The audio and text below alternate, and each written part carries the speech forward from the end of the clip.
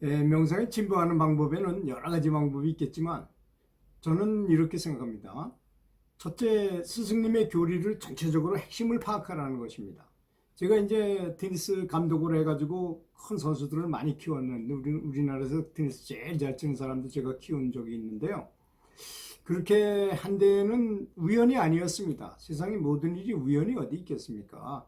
농사꾼은 농사를 정성을 들인 만큼 잘 될 것이고 공부를 한 만큼 학력이 늘 것이고 바둑을 많이 연습해야 기력이 늘 것이고 다 그 뭐 세상 만사가 다 그렇지 않습니까? 이 테니스 기술에 대한 뭐 전반적인 것을 공부를 했어요. 세계적인 코치들의 한 얘기를 핵심만 파악해가지고 한 2시간 분량으로 제 목소리로 녹음을 해서 백뮤직을 착 깔아가지고 그리고 자나깨나 앉으나 서나 언제든지 그걸 들었습니다. 3년을 들었더니까 이제 테니스에 대한 핵심을 파악하겠더라고요. 그래서 어떻게 하면 선수를 잘 지도할 수 있겠다는 것을 딱 알아냈습니다. 이 명상도 역시 마찬가지라고 생각했기 때문에 저는 입문하고 나서 얼마 지나지 않아서 그렇게 좋다는 주로 감로법어 뭐 이런 것이 요약한 것이잖아요. 스승님 말씀을 요약한 부분이잖아요. 그런 것들을 많이 모아가지고 굉장히 많은 분량을 만들어서 계속 녹음을 해가지고 더 원더풀 데이라는 그 백뮤직을 착 깔아가지고 제가 직접 목소리로 녹음을 해가지고 그거를 정말 자나깨나 앉으나 서나 계속 들었습니다. 그랬더니 몇 년을 정말 하고 나니까 스승님의 교리가 이해가 돼요. 그 스승님의 교리가 그래서 어떤 분이 스승님이 말씀하신 지엽적인 걸 가지고 뭐라면 저건 아닌데 저렇게 융통성이 없어서 어떻게 하나 이런 생각이 많이 들게 되더라고요.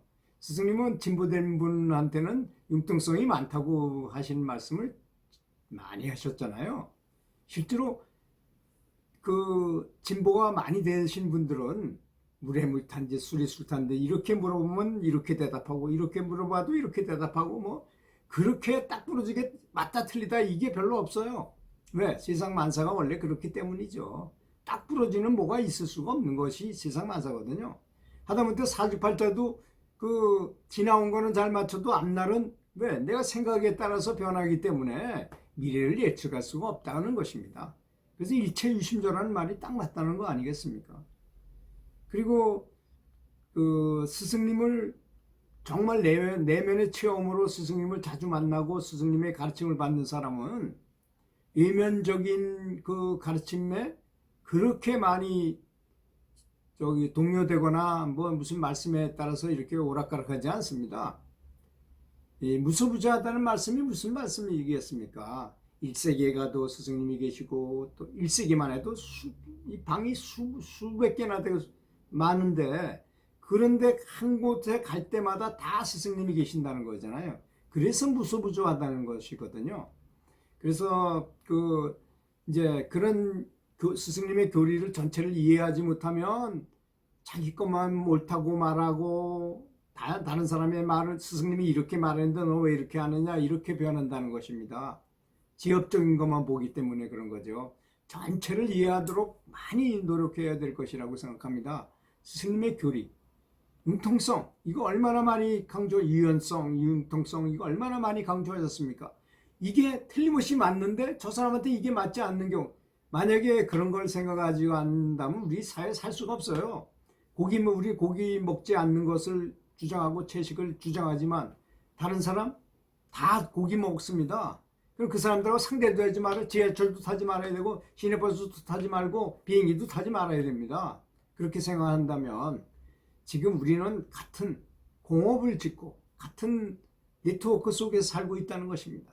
내가 청정하고 내가 잘 되는 것 같으면 다른 사람이 저절로 따라올 거 아니겠습니까? 모범적으로 행동하거나 정말 남의 모범이 될 행동을 많이 하고 사랑을 많이 베푼다면 이렇게 해야 그게 지극히 정상이지.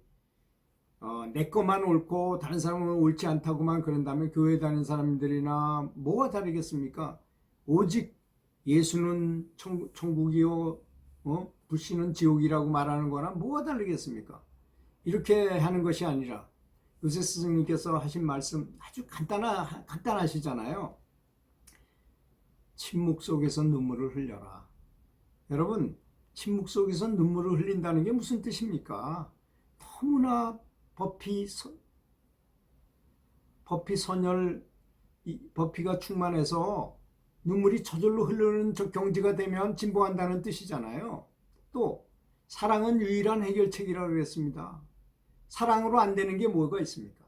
여러분이 만약에 어떤 사람을 징벌하거나 어떤 사람을 처벌하거나 다른 사람을 욕했을 때 사랑으로 한번 생각해 보세요. 욕이 나오고 그 사람을 판단하고 비판하고 그 사람을 단죄하고자 하게 되는지 좀 넓게 생각해야 되는 거 아니겠습니까? 그리고 다른 사람이 무슨 어떤 행동을 하면 그건 틀렸다고 이거 어떻게 이렇게 할 수가 있느냐고 이렇게 저는 그런 참 괴로움을 많이 당한 것 같아요. 저기 중앙센터에 가서 그 사람들이 뭐 조금 뭐 완장을 두르면 사람들을 그렇게 괴롭혀요.